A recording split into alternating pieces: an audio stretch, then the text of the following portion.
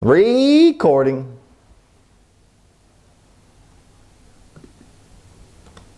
Zoom. Right? 5 big things you kind of must know about the Zoom. So, first one we'll look at is, go ahead and go to your browser. So that's what I have open. You'll log in, click on the Google button. It might say My Account. Click on that, right? Go to Settings. You know where it is. Now, a bunch of the stuff we've already ticked on. The first one we've got today is this. You can Command F or Control F. This one we're going to go to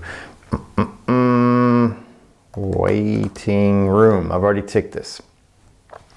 Attendees cannot join a meeting until a host admits them individually. Seems like a drag to tick, tick, tick. That's what I used to say until some knuckleheaded little guys in lower middle school proved us wrong. It's quite useful. If you're in the lower grades, 6, 7, 8, we are telling you to tick this. It's important because let's say, this is how it works. You'll see an interface pop up. It looks much like the breakout list if you've done that, and you just tick which ones and then you pass them on. But it's like, well, who am I not going to tick? Well, let's say you're waiting for your kids to show up and all of a sudden you got kid I know, and then it's like Ivana Tinkle, right? And you're like, even if she really wants to be in your class, do not let Ivana Tinkle in. The thing is, and we've talked about this, we're not using a sort of back-end school official.edu service here. We're all a bunch of daisy-chained individual Zoom users connected together doing stuff. So that meeting opens up, and if somebody else decides to come in and with their change name, which would be a dumb thing to do, but they might take that link which you've shared out because it just makes sense. That's what you're supposed to do. They could create another account, Ivana Tinkle, and Ivana Tinkle comes in, that sort of thing, right? So, tick that waiting room thing. They'll pop up, you tick them, let them in. Anybody who's not supposed to be there,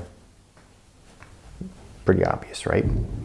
Now, another one is at the top, and most of you have done this, but I think it's important. Participants start with video at begin of meeting. Some of your kids are like, my video doesn't work. But as you see them come in, that camera will be on. Then they'll tick it off. But for a nanosecond or however long it takes them to deactivate the camera within the meeting, you'll see them pop up and you'll have a little bit of, like, I just saw you, I know your camera works kind of stuff, right?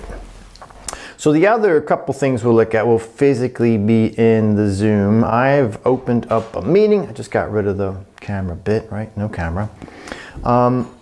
One suggestion, I don't know if it counts towards our 5, but it's nice. And just think about, you're in your meeting, these sorts of things. Just go ahead and tick on this Manage Participants.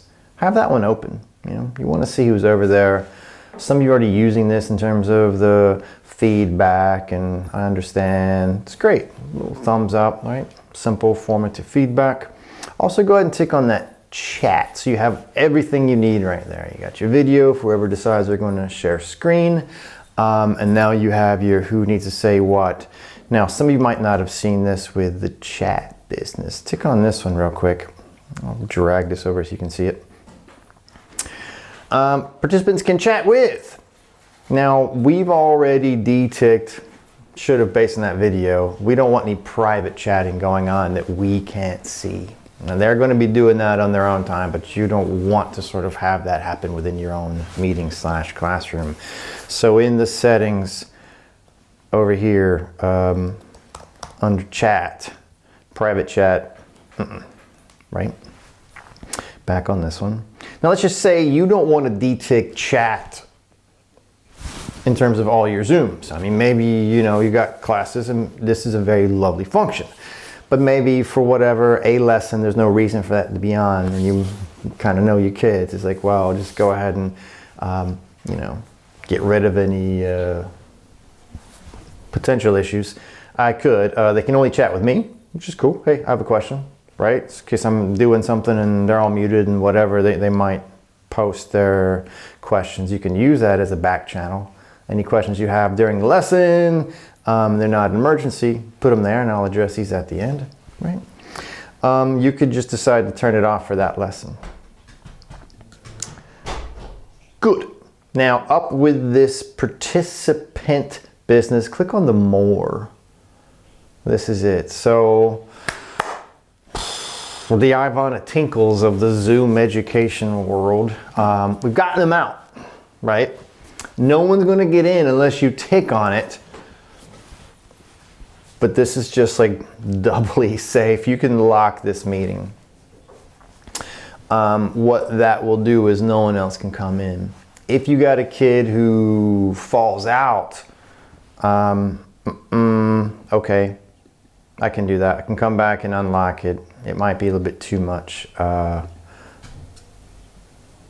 kind of thing. But you can directly, I always, if I know I'm missing a kid or I saw a kid and he disappeared, I just come down here and click the invite and I'll call that kid individually, right? And that'll override that.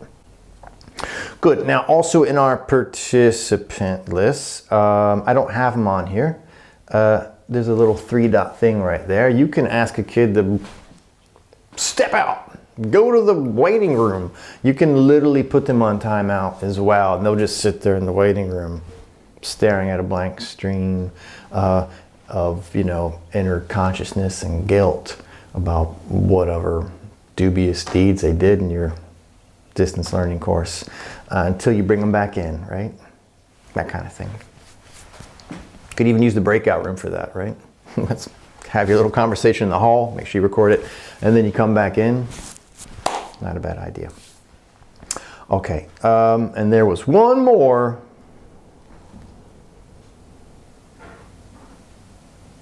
But I think that's it. Just to recap, very important. Lower grades, use the waiting room. Yeah, that way no random account, no inappropriate names come in there and disrupt things. They won't get in because you'll literally tick, tick, tick, tick, send them on in, right? If kids are not handling chat well, or you think, okay, I don't want to be bothered with having to manage the chat, just come over here and deactivate it for that lesson. Or if they're going to be horribly insulting and use inappropriate chat, at least they can do it with you, right? Just towards you. And no one else can read that. If they're misbehaving and you have your participant list right here, it's just me by myself. You can tick on those 3 dots and kick them out in the old waiting room until they learn their lesson, kind of thing. And to avoid the whole my camera doesn't work, bust them, right? When they come into the meeting, make sure you've already ticked in the settings, cameras, video is on upon entering meeting, and then you'll know, right? I got a kid in homeroom who comes in every day, and then immediately turns it off. We know it works. All right, so any questions about this, as always, just send me a message and we can Zoom, right? No waiting room for you. You're special.